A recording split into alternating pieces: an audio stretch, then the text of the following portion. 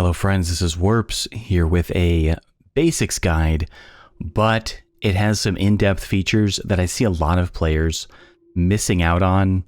Even if they have 50 plus hours, they have missed a few of these small things that really add up to a large mechanical difference. So we're going to start with the basics of the basics here.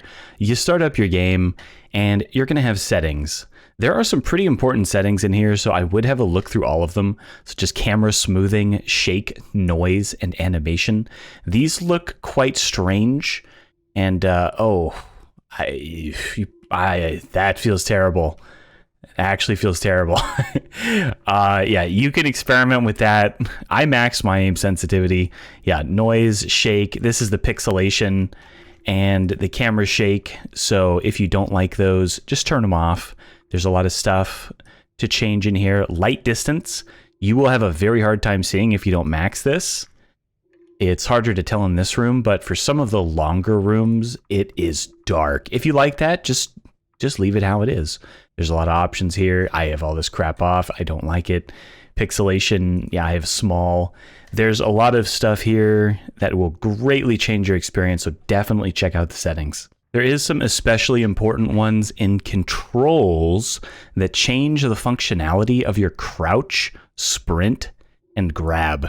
Now, grab, you can turn into a hold to grab and release to release functionality, which I'm currently using only because toggle doesn't work very well when opening containers. It kind of forces you to have to click again for every little cabinet you open, which is so annoying. But toggle is convenient for other things. As for crouch, I probably would toggle it just so you can crouch around and stay here without holding it, which also gives you the ability to use the text-to-speech, which is the next thing I'm going to cover here right after I show the cinematic, hides the UI, and green screen commands.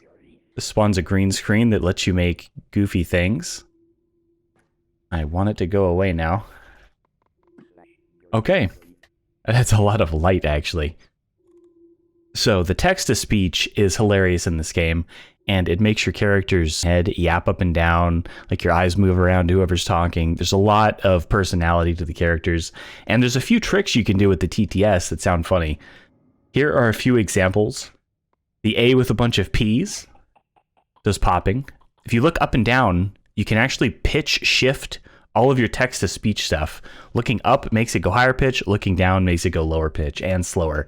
There's also this one. You want to make weird noises. There's a bunch of Y's. There is the classic scream. I enjoy heading people off, hiding around a corner or getting in a cabinet, and then when people come out, I just drop that, and I usually am able to scare some people in games. It's pretty fun. There's also the wee wee wee wee. Sounds like a portal opening. Just a deep, silent F sound. All right, let's talk about various item mechanics, mostly the way to interact with them and control them in a good way. Okay, we got a diamond here. Now, this has not been touched. There is a mechanic where for a very brief moment, after you grab something, it will not take damage. So if you make a mistake, it's better to do it really fast than slow. If you grab this and then slowly try to move it, your chances of breaking it are much higher. You can see I rammed it into the wall there about 3 times, and it only took damage on the last one. Something like this would require extreme care to get out because that is a uranium cup that's very fragile. And if you were to take it slowly and try to drag it down, you might run into something. But if you just jump up and grab it, you can hear it made a crashing sound there because it would have broken without the invincibility frames at the start. It is very, very fragile. Even the slightest drop and it's dead. But I was able to ram that into the wall at high speed. So be very aggressive with your pickups. Now for rotating. Rotating is very useful for actually getting things through doorways. They do explain this briefly, but they don't quite cover how much force you have to put into it. So you hold right click, you see the purple outline. Now if you move your mouse, you can see the outlines moving. The item tries to change into that position. Now this item requires 3 people to carry, so this is not doing it very easily, but you can also use rotating to kind of roll items that are too heavy for you to carry. This item's way heavier than I'm able to carry, but I was able to move it onto the pad by just rotating the absolute hell out of it. It may damage it. Now, if you want to move items in style, you can.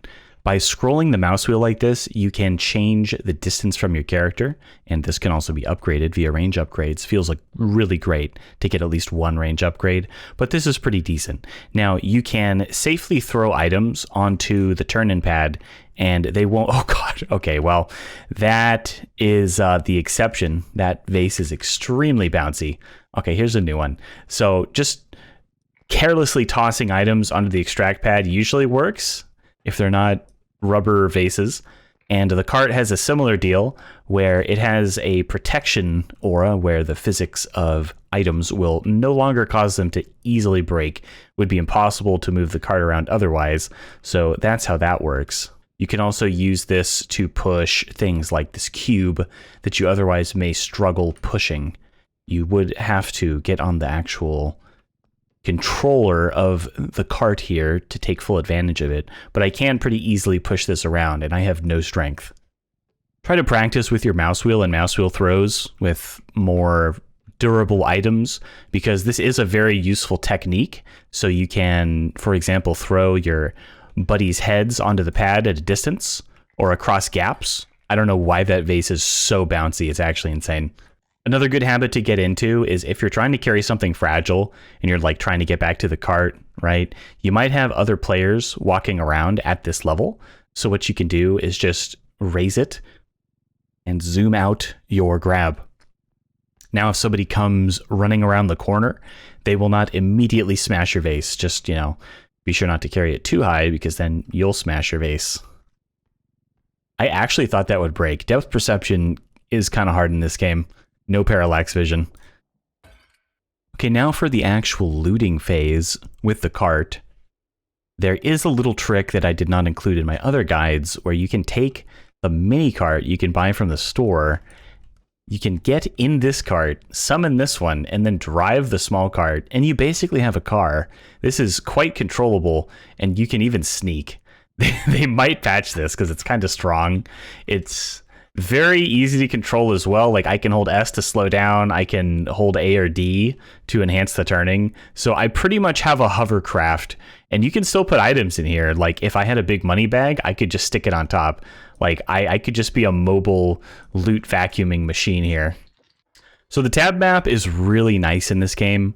And if you mouse over lootable objects, at least this close, you just add them to your map, everybody's map, so you know where they are. And then you can go around, and it helps more in the bigger maps, but if you just sweep around like this, you can see things that you otherwise may have missed. Be sure to open all of the containers. There are many. There are little cabinets, there are big cabinets, there are chests like this. Now you don't have to pre-open doors to get the cart through. I see some new players doing that. All you gotta do is just ram it with the cart and it'll open. Pressing Q will also turn you into a little baby mode version, and you can be picked up by teammates and actually thrown around like this. Now, if you were to get some momentum, do a sprint jump Q, for example, you can do a little launch, and if you hit an enemy with enough force, it will do 15 damage to it, which isn't a lot, but it's something, and it can occasionally knock things down if it's small. Hear that? That's the second extractor. Makes that pinging noise. Now, the next extractors that you have not yet activated are orange on the map like this. The yellow dots are loot that you have not yet extracted, and the blue big circles are the cart / mini cart. Now, there is also a small blue circle here. You can see that is a tool. So these are all of your map icons. There's also the red circles, which are player heads that you need to collect and revive. Now those, in order to show up on the map, must be spotted by another player just by glancing at them. So that will let you know where they are, so you can collect them, bring all the heads to the extractor, and revive them. You may also run into a situation where there's a closed door, but you're carrying something, and it's kind of annoying to drop it. So you have two options. You can either back into the door to open it, with force, or you can gently put your item against the door and just push forward, which will also not damage it if you do it correctly. You do have to be careful with the extract pads, as if the items are not properly in the range, they will be destroyed. So you will have to learn the range. The developers have mentioned that they're aware it's a little tough to know, so they are going to do something about it. It should hopefully be in the game soon. Here's a rough guide on about how far you can get stuff out the side. I think that's about the limit. Now, the cart will be destroyed if you don't have it all the way in. If you have it along that outer crush line, even the cart will be destroyed, which is a pretty big issue. It can be pretty hard to move items without it. Helps to get a second cart later, but if you destroy your only cart in an early stage, you're going to be suffering. So once you complete the second extract, the monsters will repeatedly respawn. Killing them is kind of a pointless endeavor, as they will quickly be back, especially the smaller ones that tend to come a bit more quickly. So your goal is to get to the truck at this point as fast as you can, but also as safely as you can. Monsters do respawn regularly, by the way, even if you don't complete the final extraction, but it takes significantly longer, so you do have some breathing room if you do manage to take one out. And if you do take an enemy out, they will drop up to 3 orbs per copy of that same enemy per stage that you can sell for extra cash. There's also a few ways to break off doors and then make use of them. The weapons are a simple way, but you can also crush them with the cart and break them off their hinges. And these doors can then be used as makeshift bridges on any maps with death pits or acid, lava, anything like that. It's just a funny little stopgap measure. They are even mildly safe. Also mildly unsafe. See my health at the top left there? That's 100.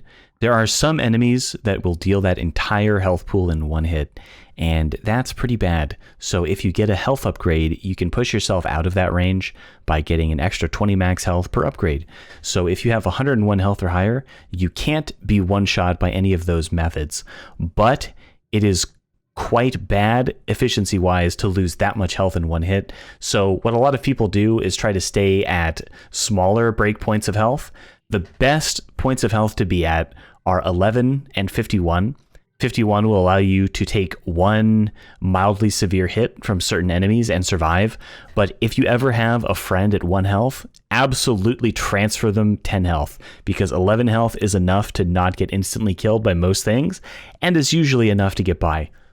You can transfer health to your friends by going up to the back of their necks and holding left click on the health bar there. This will transfer a 10 health per tick as long as you're holding it. The map will also show a convenient white dotted line to your current objective. Notice how I have 90 health here. The truck, if you see that swirly green orb up there, will heal you for 25 health when you enter the truck. So try to heal any of your teammates before going in, or you will waste a health. Now for the shop. The upgrades give quite sizable boosts to one player character that consumes them after you buy them, such as an extra jump, bonus stamina capacity, bonus strength, which allows you to carry heavier objects more easily, or at all. It allows you to pick up enemies once you hit certain strength thresholds and just slam them around with your bare hands. Now, the value of shop items can have a range. You can see it here with these sprint speed upgrades. One is 6k, one is 7k. This crystal, 8k, 9k. These medkits, these are all 3k, 12k, 9k. This is a pretty big gap. Now, the gap is slightly large.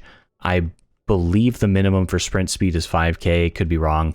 But if you purchase multiple upgrades at the same time, you're actually front loading your value a little bit, because for each upgrade you buy, future upgrades in the next shop are going to cost more. So if I were to buy 2 sprint speed upgrades right now, I would be getting a better deal than if I were to buy 1 right now and 1 next time.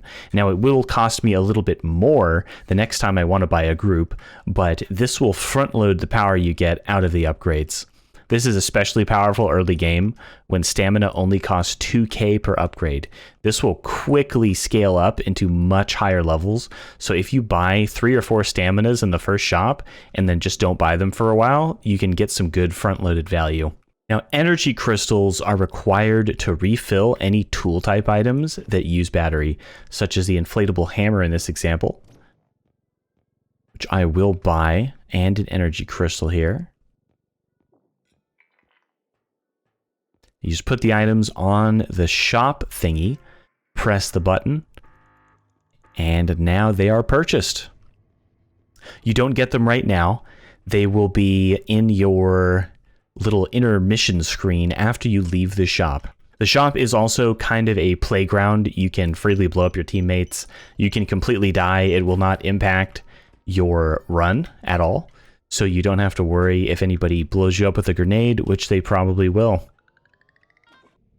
Okay, now we can see my hammer has a little battery meter. This thing doesn't use power very fast, but if you do want to recharge anything, you just have to dunk it in this little basin here, and the energy will flow into it, recharging it. Now, this is pretty pricey energy. The energy in this game is not cheap. Things cost money to use, so keep that in mind.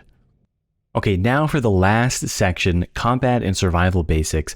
Now, this section could be considered slightly spoily, depending who you ask. This will improve your combat effectiveness, and if you would rather that not happen, and you go in completely fresh and scared and die horribly and miserably with your friends, now's the time to tap out. Thanks for watching. If you do want to know this slightly spoilery set of knowledge, here it is. First off, the mouse wheel scroll forward and back technique is extremely convenient for bopping enemies. A lot of small enemies, most small-ish enemies up to like the size of the frog, will be stunned by this.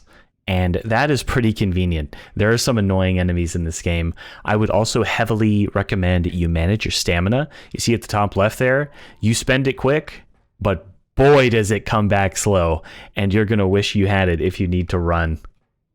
I would also recommend focusing your first 3 strength upgrades on the same person, maybe the host if you're in a public game for safety, since you never know where the random people will go.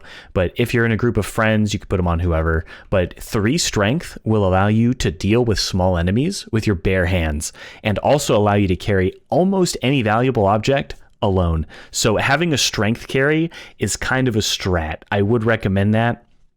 I would also recommend at least 1 range on the strength carry, because having 1 range feels amazing. Now, this especially is something that I don't see players do, even with a lot of experience, is that they will go into a room and just gobble up all of the loot and shove it in the cart. But some items are very good for keeping enemies at bay and protecting yourself. The crown being one of them, being quite durable. You can see more in my item guide if you want to watch that. And this item, if you just leave it around or even carry it around, you can just patrol and deal with any threats that might pop up. And if you leave a few good items around, you won't be caught lacking when you're about to die. So this is a good habit to get into, is just have an item somewhere that you can grab and defend yourself. Don't just be a complete loot goblin and sell every single item. Like, you can sell it at the end, you know? You don't have to sell it in the first extract. Melee weapons are also very difficult to use and properly register their hits on. You can see how the bat makes a little swish, like you see that little line and it makes a noise. That means it's kind of active, and you have to hit them with the active part, which can be a challenge. I have a few techniques for this, which is what I call the whip, where I start looking kind of diagonally away about this far, then I take it out and then immediately move it towards that way. And this works a little bit better on higher ping as well, because the item will whip quite far. And there's also the unsheath overhead attack.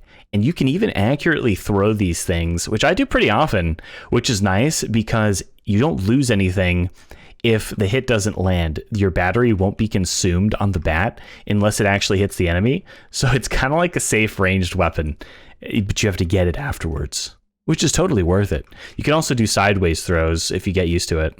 That's all of the super basics. Thanks for watching. Consider checking out my other videos once you get past your new player period and want to learn how to really smash everything.